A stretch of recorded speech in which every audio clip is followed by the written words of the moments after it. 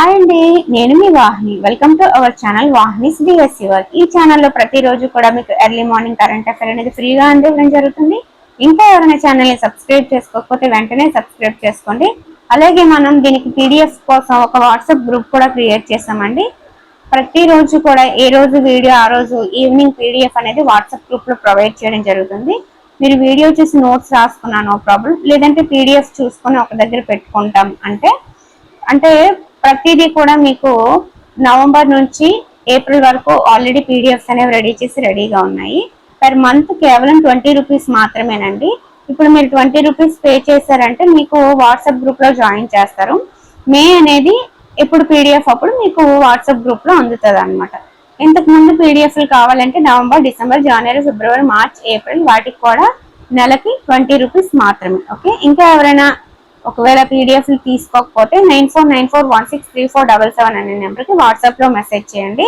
అలాగే మేలో జరుగుతున్న కరెంట్ అఫైర్ పీడిఎఫ్ కోసం వాట్సాప్ గ్రూప్లో జాయిన్ అవ్వాలి అన్నా సరే సేమ్ నెంబర్కి మెసేజ్ చేయండి. ఓకేనా? సో ఇది విషయం అనమాట. కరెంట్ అఫైర్ ఏ రోజు ఆ రోజు చదువుకుంటేనే ఈజీగా ఉంటుంది. ఓకే, ఈ వీడియోలో మనం మే 1 నుంచి 5వ తారీఖు వరకు జరిగిన విషయాల్ని తెలుసుకుందాము.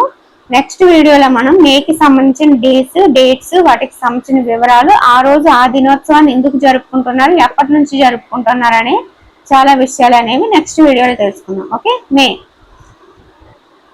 1, 2 and 3, 4, 5 డేస్ మహానాడు వేదికని శ్రీ పొట్టి శ్రీరాములు నెల్లూరు జిల్లాలో మే 27, 28, 29 తేదీలో జరగబోతుంది. నెక్స్ట్ జమ్మూ శ్రీనగర్ మార్గంలో రాకపోకలు సాగించనున్న మొదటి వందే భారత్ ఎక్స్ప్రెస్ రైల్ని రైల్వే మంత్రి అశ్విని వైష్ణవ్ జెండా ఊపి ఏప్రిల్ 30న ప్రారంభించారు.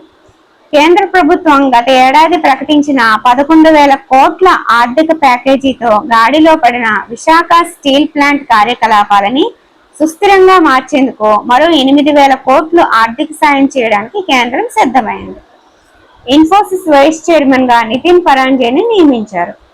కేంద్ర ప్రభుత్వం విడుదల చేసిన పంచాయతీ అభివృద్ధి సూచిక 2.0 నివేదిక ప్రకారం రాష్ట్రంలో 9 గ్రామ పంచాయతీలు వివిధ విభాగాల్లో 90కి పైగా స్కోర్ సాధించి 8 పంచాయతీలకి A+, ఒకదానికి A గ్రేడ్ వచ్చాయన్నమాట. నందమూరి బాలకృష్ణ గారు రాజధాని అమరావతిలో బసవతారకం క్యాన్సర్ ఆసుపత్రి నిర్మాణ పనుల్ని మే 1న ప్రారంభించారు. కార్మికుల ఆరోగ్య సంరక్షణ కోసం అమరావతి, అచ్యుతాపురం, కర్నూలు, శ్రీ సిటీల్లో కొత్తగా ఈఎస్ఐ ఆసుపత్రుల్ని ఏర్పాటు చేస్తున్నారన్నమాట. అలాగే పని కోసం ఎదురు చూసే కార్మికులకి లేబర్ అడ్డా పేరుతో 15 షెల్టర్లను కూడా ఏర్పాటు చేయనున్నారు. మహారాష్ట్రలోని ప్రతిష్టాత్మక Mumbai to Pune express way mixing link project లో భాగంగా ప్రపంచంలోనే అత్యంత వెడల్పైన భూగర్భ సొరంగాన్ని నిర్మించిన ఘనత హైదరాబాద్ సంస్థ నవయుగ ఇంజనీరింగ్ దక్కించుకుంది. గిన్నీస్ వరల్డ్ రికార్డ్ లో కూడా చోటు సంపాదించుకుంది అనమాట. ఆ ప్రాజెక్ట్ పేరు వచ్చేసి మిక్సింగ్ లింక్. హైదరాబాద్ సంస్థ నవయుగ ఇంజనీరింగ్ అనేది ఆ భూగర్భ సొరంగాన్ని నిర్మించి ఘనత సంపాదించింది. ఓకే, ఇది ప్రపంచంలోనే అత్యంత వెడల్పైన భూగర్భ సొరంగం అనమాట. ఎక్కడంటే మహారాష్ట్రలోని. Okay, Mumbai to Pune express వేలో. నెక్స్ట్, యూనివర్సిటీ ఆఫ్ షికాగో తమ ప్రతిష్టాత్మకమైన ప్రొఫెషనల్ అచీవ్మెంట్ అలైమ్ని అనే అవార్డుని మాజీ ప్రధాన ఆర్థిక సలహాదారైన కృష్ణమూర్తి వి సుబ్రహ్మణ్యంకి ప్రదానం చేసింది. 1941లో ఈ అవార్డు అనేది ప్రారంభమైంది. ఈ అవార్డు పొందిన తొలి భారతీయ ఆర్థికవేత్తగా సుబ్రహ్మణ్యన్ నిలిచారనమాట. Professional achievement alumni. Prasar Bharati chairman గా ప్రసూన్ జోషి నియమితులయ్యారు. 2015లో ఈయనకి ప్రసూన్ జోషి గారికి పద్మశ్రీ వచ్చింది. ఇతను సినీ గేయ రచయిత. అలాగే ఇతను కేంద్ర సెన్సార్ బోర్డు చైర్పర్సన్ గా కూడా సేవలు అందించారు. నీతి ఆయోగ్ సభ్యులుగా మరో 2 నియమితులయ్యారు. ఆర్ బాలసుబ్రహ్మణ్యం, జోరం ఆనియా. దీంతో అత్యున్నత విధాన రూపకల్పన వ్యవస్థ సభ్యుల సంఖ్య 7కి పెరిగింది. ఇటీవల కేంద్ర ప్రభుత్వం 5గురిని నియమించింది అన్నమాట. ఆర్బీఐ డిప్యూటీ గవర్నర్ గా రోహిత్ జైన్ ని ప్రభుత్వం నియమించింది. థామస్ కప్ బ్యాడ్మింటన్ లో భారత్ సెమీఫైనల్లో ఓడి కాంస్యం మాత్రమే గెలుచుకుందన్నమాట. 2022లో భారత్ థామస్ కప్ విజేతగా నిలిచింది. ఈ 2026లో కాంస్యం మాత్రమే గెలుచుకుంది.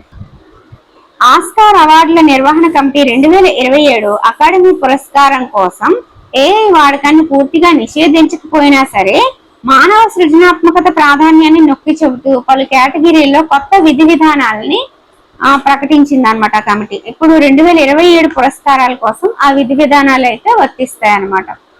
ఈషా ఆధ్వర్యంలో రాష్ట్రంలోని గ్రామీణ మహిళలకి ఉచితంగా త్రోబాల్ సెక్షన్ ఇవ్వనున్నారు.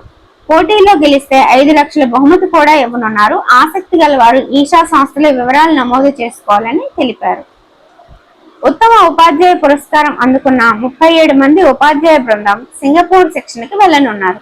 మే 2 నుంచి 9 వరకు వాళ్ళు సింగపూర్ లో పర్యటించనున్నారు.